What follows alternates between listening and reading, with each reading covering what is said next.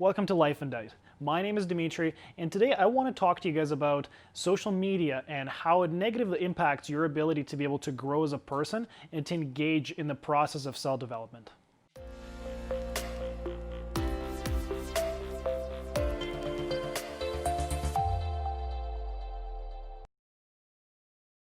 Every single one of us has a Facebook, an Instagram, most likely a Twitter, a Tumblr, and maybe a host of other platforms that we use, such as TikTok. Now, by their nature, social media platforms allow you to put yourself out there in a way that's most positive to you, and it allows you to kind of micromanage your perception of yourself and how you appear to other people. So you may want to appear more confident, more attractive, more funny, or somebody who goes on adventures, for example, by posting pictures of you always going on road trips and hikes on Instagram. Now, in general, there's nothing bad with wanting to look good in front of other people. And as a matter of fact, that is something that we as humans do naturally because we want to put our best self forward so other people like us, and so it's easier for us to possibly make friends, or maybe for us to attract somebody of the opposite sex. Now, fundamentally, I have an issue with social media platforms in terms of how they interact with our ability to be able to improve ourselves and so sort of engage in that entire process of self-development. So in this video, I want to explore 2 points with you. And these points both relate to why I think social media is detrimental to this process of self-development and exactly what are the benefits of, for example, either deleting your social media or not using them at all during the time when you're trying to make very significant changes in your life. So the first reason why I think social media is a negative force in your life whenever you're trying to make lasting changes, especially when it comes to self-development and just improving any area of your life in general, is because when you post any sort of information or any sort of goals or any sort of ambitions on social media and other people perceive of them, what ends up happening is there's always going to be this feeling of social pressure that you have to abide to these goals that you put out there. So for example, if you set a goal of saying, you know, hey, I'm going to engage in this marketing scheme and I'm going to be working for this company and selling, you know, for example, makeup or say supplements or anything like that, and all of a sudden you go through this process of letting everybody know that, hey, I work for this company now, hey, I'm selling this product, I'd like for you to buy it, I'm very passionate about it. And then say, for example, you realize, hey, this company is not the right fit for me, or I no longer want to work there, or for whatever other reason you decide not to engage in that anymore, you've now committed yourself publicly to that position or that job. So it's going to be much more difficult for you to just completely cut out that behavior if it's not right for you. And the problem usually stems from either going to be social pressure or a fear of judgment. Now, typically those 2 reasons go hand in hand when things like that are concerned, because you're worried, okay, well, what are people going to think of me if all of a sudden I'm just making this career change and next thing I know, I'm starting something different and I'm moving on. You know, most people don't necessarily want to be perceived as somebody who is wishy-washy in their decisions. They want to be perceived as somebody who is confident. They want to be perceived as somebody who, when they make a decision, it's a well-reasoned decision and they're going to stick with it. And generally, they don't want to come across maybe as unreliable or somebody who's not confident in their decisions. So as you can see, when you start to post a lot of your goals on social media, especially when you're trying to go through a process of lasting change and maybe a transitional period where you're trying to change a lot of bad habits, you may accidentally commit yourself to a position, or you may commit yourself to some sort of a point of view or outlook on life where social media is almost going to lock you into that, and you're going to be locked in because of a fear that other people are going to judge you if now all of a sudden you stop doing it. Now, let's imagine a situation where you decide that you want to lose 50 pounds. First, you go on Facebook and you tell all of your friends and all of your family, you make a motivational post saying, hey, listen, I want to lose weight, I want to get more fit, whatever it is, whichever way you want to explain it.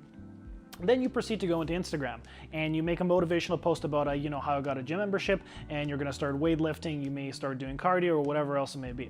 Now, say that something happens in your life, for example, a family member passes away or you lose your job or some other stressful event happens that forces you to derail all that progress. Now, there's going to be a combination of things that are going to take place as a result of you posting this on social media.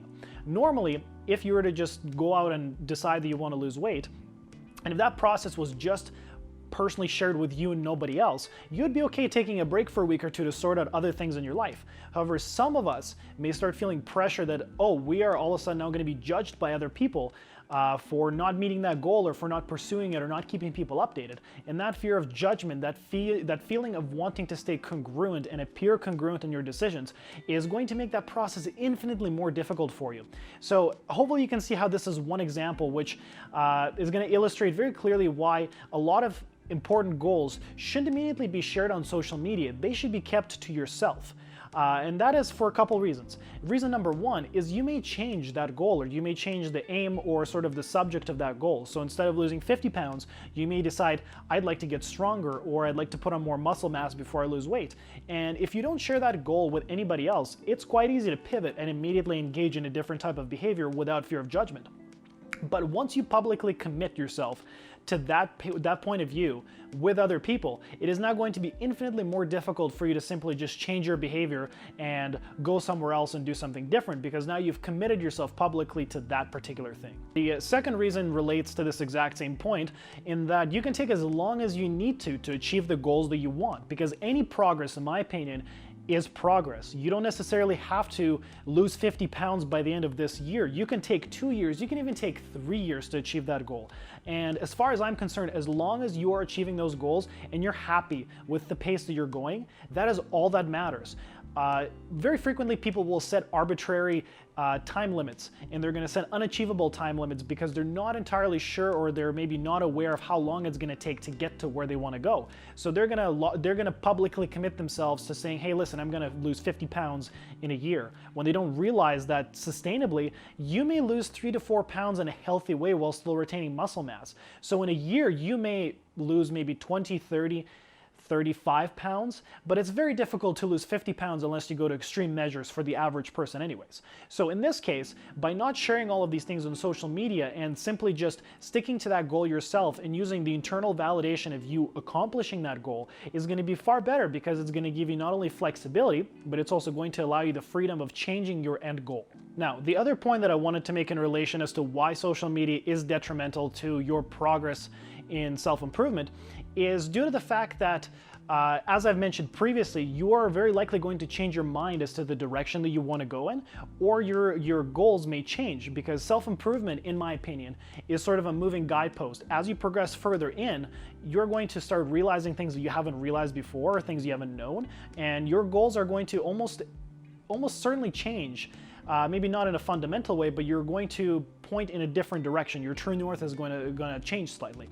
So by not posting a lot of these things on social media, or really engaging with the process of self-development through social media, you're basically giving self-development a way to sort of transition and grow in your life as a very important concept. And the whole entire foundation of self-development, in my experience, from my decade-long experience in self-development, in dating, in relationships, in philosophy, and sort of lifestyle factors and exercise, is that I've realized that the entire process of self-development, its entire foundation is change. And you want to make that change as easy as possible. Your guideposts are going to move, and you are going to change your mind when it comes to a lot of things and sort of your goals. It's inevitable that it's going to change, and you have to embrace the fact that that process is fluid. Once you start exercising, you may start exercising for one reason, but as you start developing yourself and as you start growing as a person, achieving the goals that you want to achieve, you're going to realize that some of the things you may have considered as important when you started out are no longer as important as you wanted them to be, or as you thought they were going to be.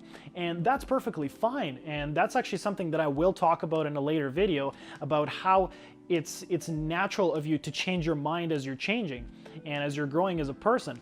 But what I basically want to have as a takeaway point here is that if you're posting all of your aspirations, all of your ambitions on social media, if you're putting it out for the world to see, you're limiting yourself in a very fundamental way, because things like fear of judgment, fear of pressure, fear of appearing incongruent, they're all very valid reasons that may force you to stick to a path that you no longer want to be on. And I just want to emphasize that it's perfectly okay to change your mind on certain things when it comes to exercise, lifestyle changes, habits that you want to kick. It's okay, and it's perfectly okay to waver back and forth between making progress and not making progress.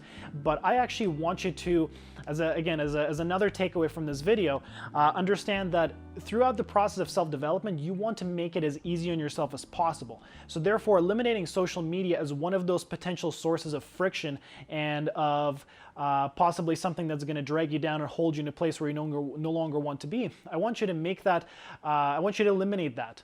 And hopefully this is going to help you not only grow better as a person, but also maybe more fluidly translate into that sort of stage in your life where you start growing and changing.